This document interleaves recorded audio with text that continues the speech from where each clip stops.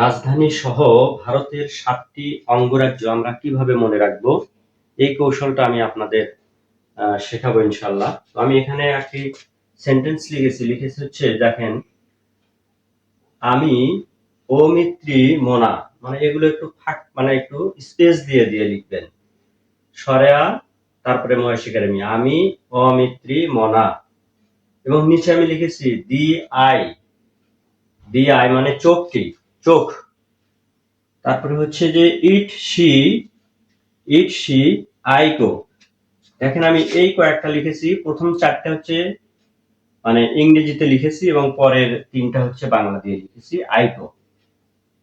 এখন প্রত্যেকটাকে দেখেন, এখানে ভারতের 7টি অঙ্গরাজ্য আমরা জানি, সেই হিসেবে আমরা একটা গোল চিহ্ন দিয়ে নেব।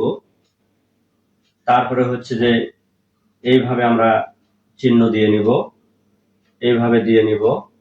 অমিত্রী মোনার এটা দিয়ে নেব, ত্রিপুরা আর কি এইটা, মণিপুর এইভাবে দিয়ে নেব, আর নাগাল্যান্ড এইভাবে দিয়ে নেব। এখন আমরা দেখেন সরেয়াতে হচ্ছে আসাম, এই আসামের রাজধানী হচ্ছে দিশফল, টিএসি, এটাকে আমি দিশফল হিসেবে লিখেছি। তারপর হচ্ছে আমি মহেশিকার মি, এটা হচ্ছে মিজোরামের রাজধানী হচ্ছে আইজল, আই মানে চোখ দিয়ে কি পড়ে, জল পড়ে, এটা একটা মনে রাখার টেকনিক। তারপরে সরেয়াতে হচ্ছে অরুণাচল, ইট মানে হচ্ছে ইটানগর। তারপর আসেন মেঘালয়, মেঘালয়ের রাজধানী হচ্ছে শিলং,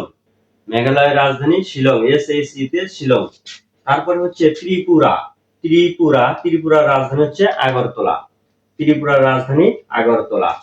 এবার আসেন মনা, তার মানে কি, মতে হচ্ছে মণিপুর, রাজধানী হচ্ছে ইম্ফল। মণিপুরের রাজধানী কি, ইম্ফল। কিভাবে মনে রাখবেন, এখানে তো রস্বই আছেই, আবার মতে হচ্ছে মণিপুর, আবার ম এখানে নিয়ে আসবেন, শুধু নিয়ে আসলেই ইম্ফল। এই যে ম যদি আমরা নিয়ে আসি তাহলে হবে কি, ইম্ফল হয়ে যাবে। নেক্সট হচ্ছে মূর্ধন্য ণ আকারে না, এটা হচ্ছে নাগাল্যান্ডের রাজধানী হচ্ছে কোহিমা। আশা করি বুঝতে পেরেছেন। ধন্যবাদ।